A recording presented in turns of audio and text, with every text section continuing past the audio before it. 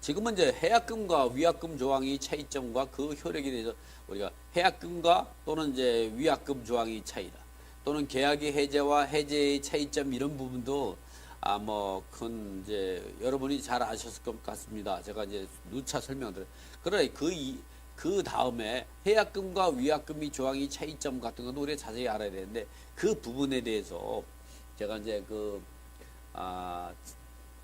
부동산 임대차 계약 상식사전에 있는 책 갖고 설명을 한번 드릴까 합니다.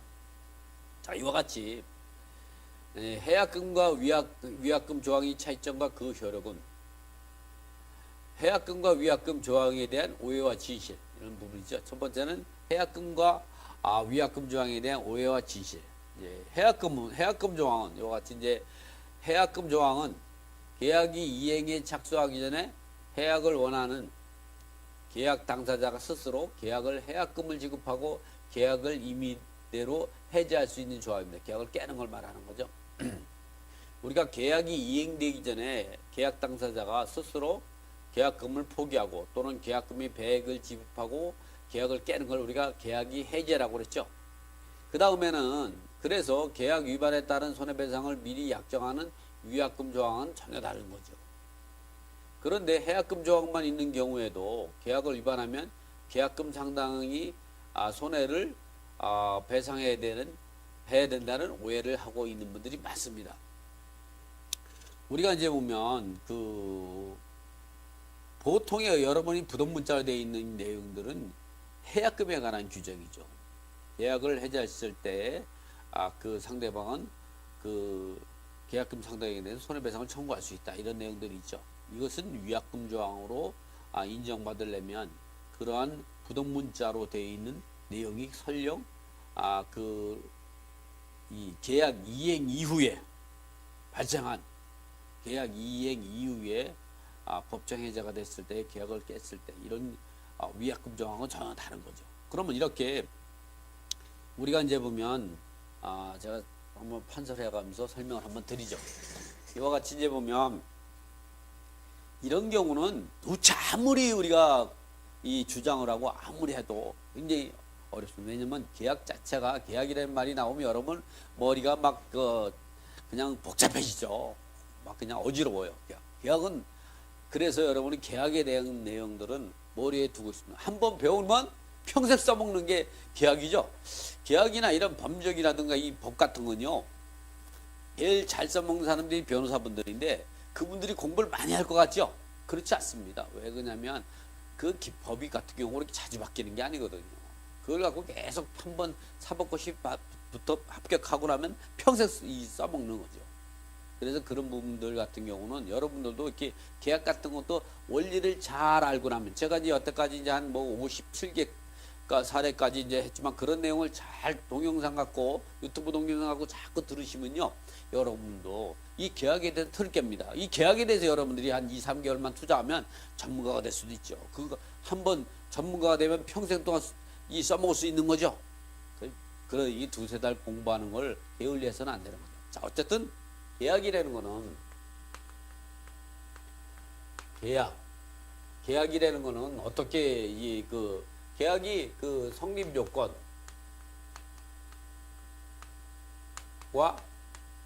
계약의 완료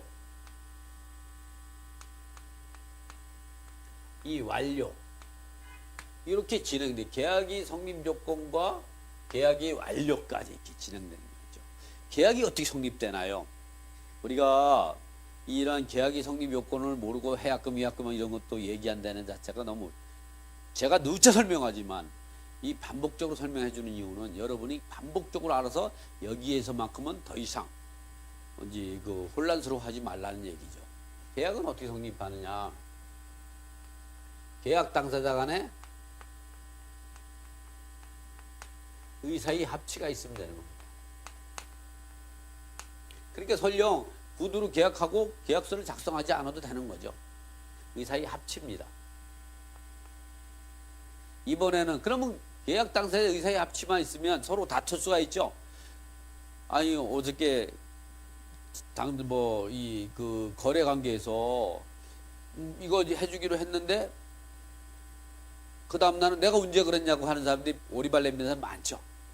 그래서 그런 것 때문에 우리가 주계약을 하게 되는데, 이렇게 계약의 당사자가 의사합치하면 우리가 주계약이 이루어진 겁니다. 근데 이렇게 말로만 하면은 안 되기 때문에 우리가 계약서를 작성하죠.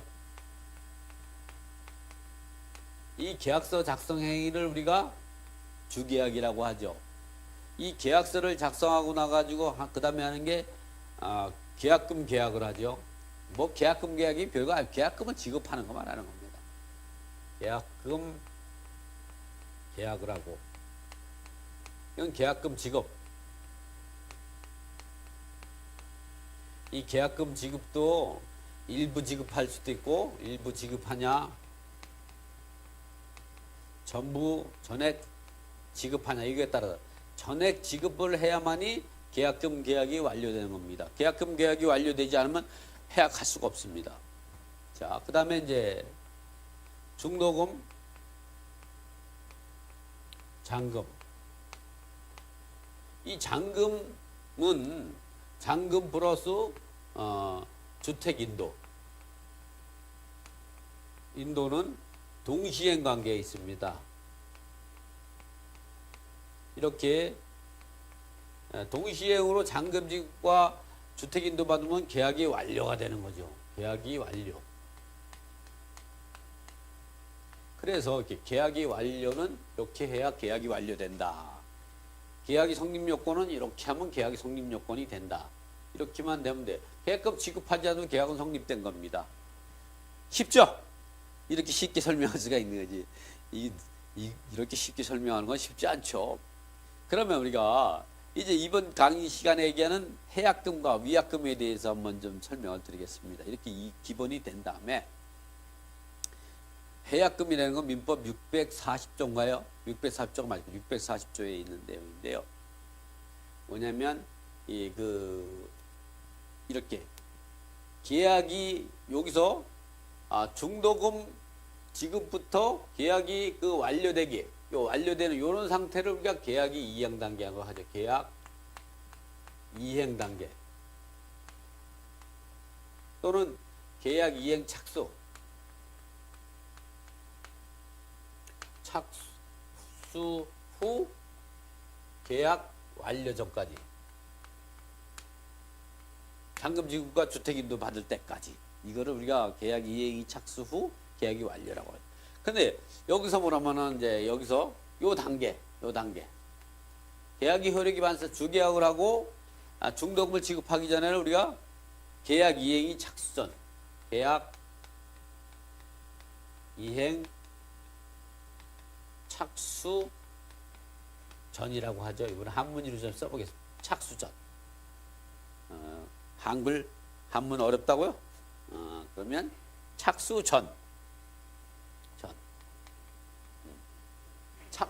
중도금 지급 이후부터는 계약 착수 후 계약이 완료.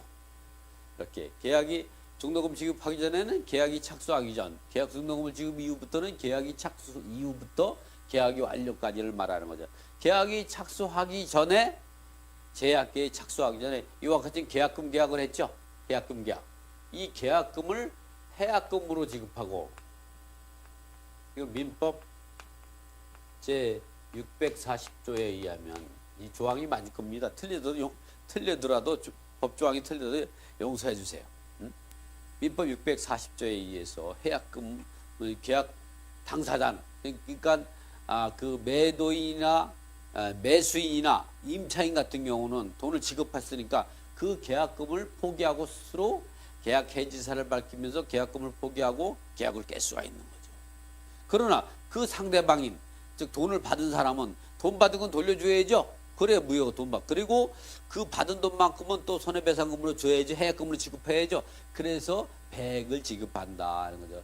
이 매도인과 그리고 임대인은 받은 돈 플러스 또 계약금이 상당한 걸 더해줘야 되니까 두 배가 되는 거죠. 배액을 돌려줘야 된다는 거죠. 하나는 1배는 받은 돈 돌려주는 거고, 1배는 손해배상금으로 해약금으로 지급하는 거죠. 그래서 두 배를 지급해야 한다. 그러나 우리가 그런데 이런 경우는 민법 640조에 정확히 있기 때문에 이런 경우는 해약금 조항이 계약서에 없어도 당연하게 민법 제640조에 의해서 이 할 수 있는 부분입니다. 누구 당사자의 의견이 상관없이 계약한 당사자가 스스로 자기가 계약금을 지급했으면 계약금을 포기하고, 즉 임차인이나 매수인은 계약금을 포기하고 스스로 계약을 해지할 수 있는 거죠. 이런 경우 언제까지? 계약이 이행이 착수하기 전까지는 언제까지 할 수 있어요? 순금을 지급하기 전까지는 언제든지 할 수가 있는 거죠. 그러나 이렇게 위약금은 다릅니다. 위약금은 뭐냐면, 위약금은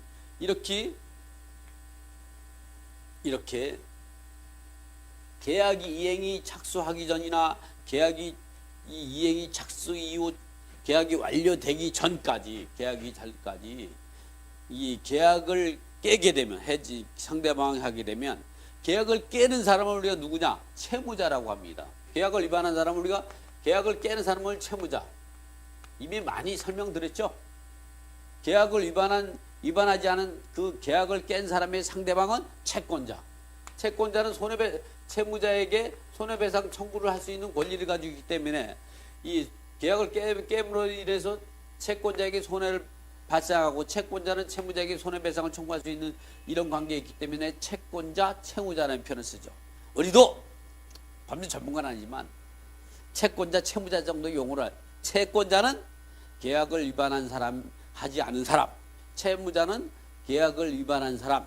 그래서 채권자는 계약을 위반하지 않았는데 상대방이 계약을 깨므로 인해서 손해를 보기 때문에 채무자에게 손해배상을 청구할 수 있는 채권자, 채무자라는 이런 용어를 쓰고 있다 이 말이죠.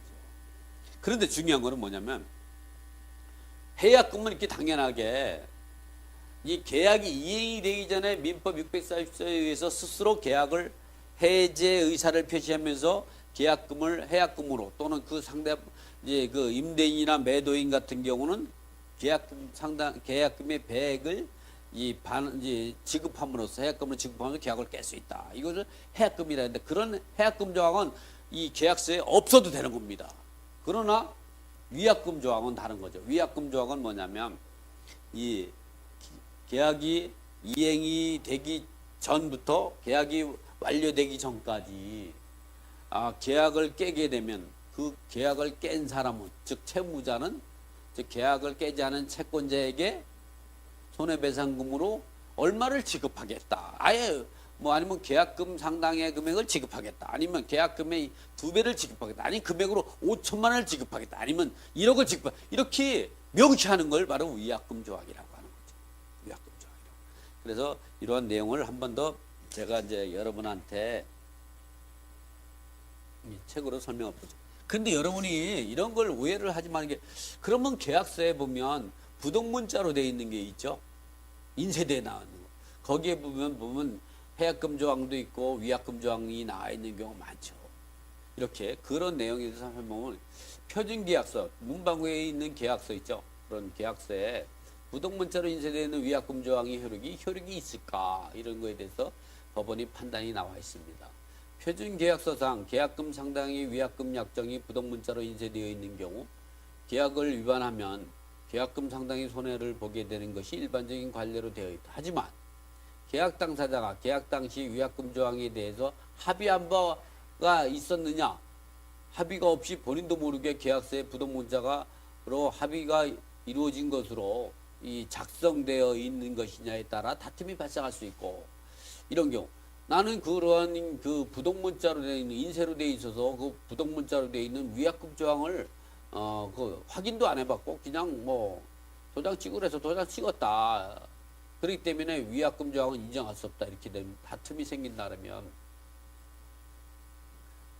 이 처분문서가 바로 계약서거든요. 처분문서에 기재된 내용이 부동문자로 인쇄되어 있는, 이거는 대법원 97-36231 판결 내용을 여러분에게 읽어드리는 겁니다. 자, 그러니까 여기 그 내용이 처분문서라고 나옵니다. 제가 책을 썼으면 처분문서라고 하겠습니까? 계약서라고 하죠. 처분문서인, 즉 계약서의 기재 내용이 부동문자로 인쇄되어 있다면 인쇄된 예문에 지나지 아니하여 그 기재를 합의 내용이라고 볼 수 없는 경우도 있으므로 처분문서라고 하여 곧바로 당사자 간의 합의에 의한 내용이라고 단정할 수 없고 구체적인 사항에 따라 당사자의 의사를 고려하여 그 계약 내용이 의미를 파악하고 그것이 예문에 불과한 것이지 당사자 간의 합의가 없었던 내용이라면 그것을 갖고 위약금 조항으로 판단해서는 안 된다는 그런 판결 내용이죠. 그래서 우리가 이런 경우를 예비하기 위해서 우리가 계약서에 이런 해약금, 위약금, 그러니까 여러분을 보면 이 해약금 조항이나 위약금 조항, 해약금 조항이나 위약금 조항이라는 거는 뭐 해약금은 당연히 민법에 있는 규정이니까 당연히 뭐 그런 조항이 계약서에 없어도 당연히 법적으로 해약금 해약할 수 있습니다. 그러나 위약금 조항은 동전이 양면 같고 또 그래서 잘못하면은 내가 계약을 위반할 때 그 비수 칼날이 나한테 찔린 비수가 됐죠. 그래서 위약금 조항을 하는 게 좋으냐 안 좋으냐는 좀 심사숙고해야 되지만 내가 계약을 깨지 않고 상대방 깨는 걸 하지 못하도록 할 때는 위약금 조항을 강력하게 넣을 필요가 있죠. 그럴 때는 금액으로 아예 명시해 놓을 필요가 있습니다. 그래서 그런 부분들이 있고 여러분 그러면 이런 것들이 또 이거 이외에 약관법을 위반했을 때 계약이 무효가 되는 거죠. 그런 부분도 있어요. 그래서 이런 약관법이 위반되어 있을 때에는 그 위약금이 내용이 있다고 하더라도 그런 위약금 조항이 약관법을 위반할 때 무효가 됩니다. 그래서 이런 부분들을 이제 보면 위약금 약정이 약관법에 위반되어 무효가 되면 위약금 약정이 없는 계약이 되므로 실제 손해본 금액에 대해서만 손해를 청구할 수가 있고 이미 지급한 매매대금은 반환해야 된다. 그런데 공정위에서 사안에 따라서 이와 같이 무효로 판단할 수도 있고 감액을 수정 명령할 수 있다. 그러면 어떻게 하냐? 공정위에서는 약관법을 위반했을 때 완전히 100% 무효로 할 수도 있고 일부 무효로 할 수도 있습니다. 그래서 공정거래위원회에서는 부동산 매매계약에서 매매대금 10% 정도에 해당하는 금액을 계약금을 정하고 매수인이 약속을 어겼을 경우 그 계약금을 포기하기로 하는 거래 관행이라며 위약금을 분양대금이 총액 20%, 많게는 30%를 부과하는 것과 아파트 관리비 30%의 연체 관리비를 부과하는 것은 약관법의 위반이고 사업자는 불공정 약관 조항으로 계약을 하더라도 무효가 되고 이를 계약 내용으로 주장할 수 없다. 2012년 9월 11일 판결했다. 이와 같이 위약금 약정이 약관법으로 위반되어 무효가 되면 위약금 약정은 없는 것이 되고 실제 손해본 금액에 대해서 손해배상 청구만 가지고 있다. 그리고 이미 지급한 그 계약금 충당금은 반환해야 한다. 이런 내용이 있죠. 그래서 여러분들도 이런 내용들을 갖고 잘 판단해서 이렇게 우리가 해약금하고 위약금에 대해서 이제 해약금이라는 거는 계약이 이행이 되기